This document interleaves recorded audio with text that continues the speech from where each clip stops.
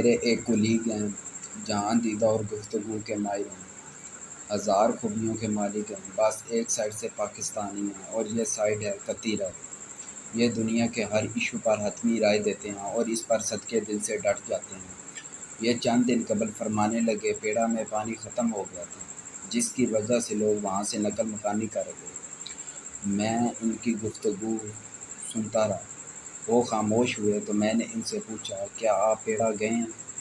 فوراً بولے، نہیں گیا، لیکن میں نے ویڈیو دیکھی تھی جس میں یہ تمام باتیں بتائی گئی تھیں۔ میں نے ہنس کر عرض کیا، جناب میں 4 مرتبہ پیڑا جا چکا ہوں۔ پیڑا کے قریب عین موسیٰ کے نام سے 3500 سال پرانا چشمہ آج بھی بہہ رہا ہے اور شہر کے درمیان سے چھوٹا سا دریا بھی گزر رہا ہے، لہٰذا شاید وہاں پانی کا ایشو نہ ہو۔ یہ عین ممکن ہے کوئی نہ کوئی وبا پھوٹی ہو یا پورا شہر کسی فوج کی نفرت کا نشانہ بن گیا ہو۔ مورخین ابھی تک کسی حتمی نتیجے پر نہیں پہنچے۔ میری عرض پر میرے کولیگ نے برا سا منہ بنایا اور چہرہ دوسری طرف پھیر لیا۔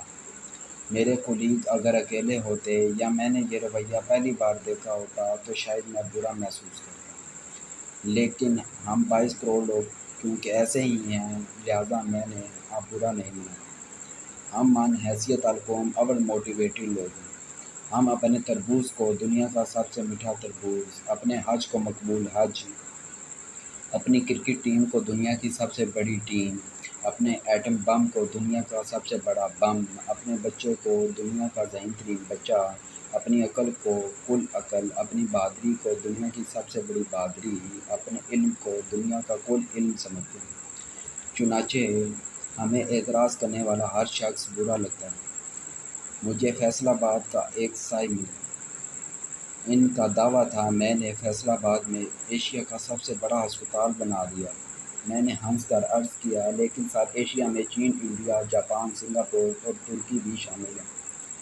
وہ میری ہجرت پر ناراض ہو گئے۔ میں روز کسی نہ کسی ہاؤسنگ سوسائٹی کا اشتہار بھی دیکھتا ہوں جس میں ایشیا کی سب سے بڑی ہاؤسنگ سوسائٹی کا دعویٰ درج ہوتا ہے۔ دنیا کے سب سے بڑے حکیم اور روحانی بابے تو ہیں ہی، صرف ہمارے پاس اور آپ کو ہر گلی ہر موڑ پر کوئی نہ کوئی ایسا سائنسدان بھی مل جاتا ہے جو کینسر، ہیپاٹائٹس سی اور ایڈز کا علاج دریافت کر چکا ہے۔ دنیا کا سب سے بڑا میزائل اور سب سے بڑا ڈیم بھی ہمارے پاس ہے، اور دنیا کی سب سے بڑی ویلفیئر اسٹیٹ بھی 15ویں سالوں کے بعد ہم بنا رہے ہیں۔ یہ کیا ہے؟ یہ دراصل اور موٹیویشن ہے اور انتہائی جہالت ہے۔ آپ اور موٹیویشن دیکھیں، ہم شروع دن سے اپنے بچوں کو سکھانے کی بجائے انہیں سکھ کی تھپکی دینا شروع کر دیتے ہیں۔ ہم اسے بابا شیر اور چاند کا خطاب دیتے ہیں اور بچہ چاند اور شیر دیکھے بغیر خود کو یہ سمجھنا شروع کر دیتا ہے، اور یہ جوان ہونے کے بعد اپنے کدو کو دنیا کا سب سے بڑا کدو، مینار پاکستان کو دنیا کا اونچا مینار، اپنی عقل کو کل کائنات کی عقل ثابت کرنے میں مصروف ہو جاتا ہے۔ قوم پہلے سے اوور موٹیویشن کی شکار تھی اور رہی سے کسر موٹیویشنل اسپیکرز نے پوری کر دی۔ انہوں نے بھی پتر تو کر سکتا ہے، تم بھی کر سکتے ہو، اور یہ عین ممکن ہے کی تھپکی دے دے کر لوگوں کو مزید ابن آدم بنا دیا۔ آپ یقین کریں، قوم کو مزید موٹیویشن نہیں چاہیے، اسے صرف علم چاہیے، اور علم کے لیے لرننگ کی صلاحیت ضروری ہے تاکہ ہمارے ہوا میں لٹکے ہوئے پاؤں زمین پر آ جائیں، ورنہ ہم اوپر ہی لٹکے سوکھ جائیں گے۔ میں نے پچھلے کالمز کیپ لرننگ، اپنے بچوں کے قاتل ہیں، لرننگ کی ضرورت پر تحریر کیے تھے۔ لوگوں نے پوچھنا شروع کر دیا، ہم یا ہمارے بچے کیسے لرن کر سکتے ہیں؟ یہ سوال اہم ہے۔ لرننگ کا فارمولہ بہت آسان ہے۔ آپ سب سے پہلے 2022 کو اپنے خاندان کے لیے لرننگ ایئر ڈکلیئر کر دیں، اور اس کے بعد ہفتے کا ایک دن لرننگ کے لیے وقف کر دینا، اور پہلے ہفتے اپنے خاندان کو بجلی کے دفتر لے جائیں اور ان سے درخواست کریں، ہم آپ سے بجلی کا سسٹم سمجھنا چاہتے ہیں۔ ڈیمز میں بجلی کیسے بنتی ہے؟ Thermal plants, coal plants, solar plants, LNG plants اور ونڈز میں بجلی کیسے بنتی ہے؟ نیشنل گرڈ اور مین ٹرانسمیشن لائنیں کیا ہوتی ہیں؟ AC اور DC کرنٹس کیا ہیں؟ ٹرانسفارمر کیا کرتے ہیں؟ بجلی کی لائنیں کیسے بچھائی جاتی ہیں؟ میٹر ریڈنگ کیسے کی جاتی ہے؟ بل کیسے بنتے ہیں؟ اور گھروں میں تاریں اور بجلی کے آلات کون کون سے استعمال کرنے چاہیے؟ آپ اگلے ہفتے اپنے بچوں کو پولیس اسٹیشن لے جائیں اور پولیس آفیسر سے پولیس کا اسٹرکچر پوچھیں، کانسٹیبل سے لے کر IG تک پولیس کا کیا کام ہوتا ہے، FIR اور تفتیش کیا ہے؟ چلان اور ریمانڈ اور فرانسک ٹیسٹ کیا ہوتے ہیں؟ موقع اور واردات یا کرائم سین کیا ہے؟ زمین کس کو کہتے ہیں؟ روزنامچہ کیا ہوتا ہے؟ عوام کے حقوق کیا ہیں؟ اور پولیس قانونی طور پر کیا کیا کر سکتی ہے؟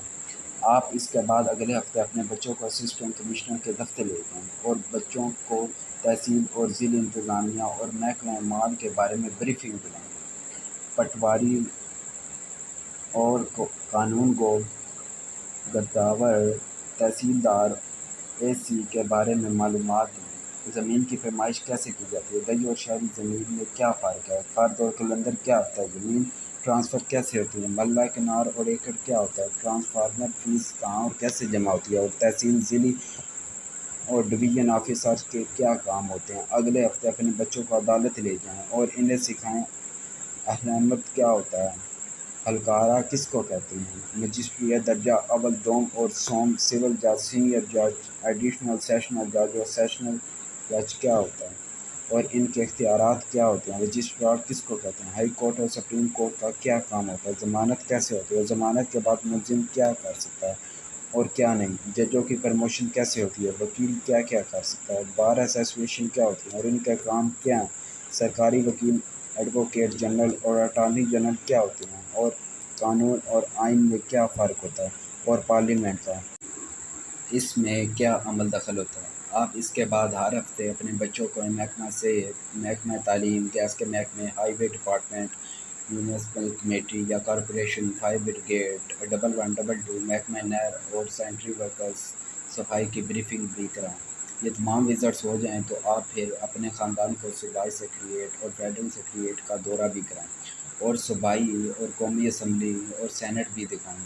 آپ انہیں چیف منسٹر ہاؤس اور آفس بھی دکھائیں اور ایوان صدر اور وزیر اعظم ہاؤس بھی لے جائیں۔ آپ کے خاندان کا نالج 20,000 گنا بڑا ہو جائے گا۔ مجھے یقین ہے آپ اب 3 سوال پوچھیں گے۔ ان وزٹس کا فائدہ کیا ہوگا؟ کیا یہ تمام محکمے ہمیں ٹائم اور بریفنگ دے دیں گے اور ہمیں ایوان صدر اور وزیر اعظم ہاؤس اور پارلیمنٹ میں کون گھسنے دے گا؟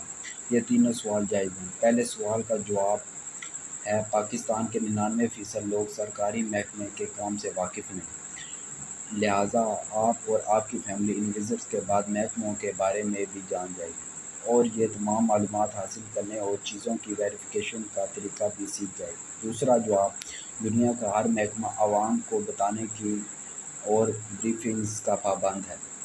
میں نے کبھی ان سے پوچھا ہی نہیں، آپ ان سے ایک بار رابطہ تو کر دیکھیں۔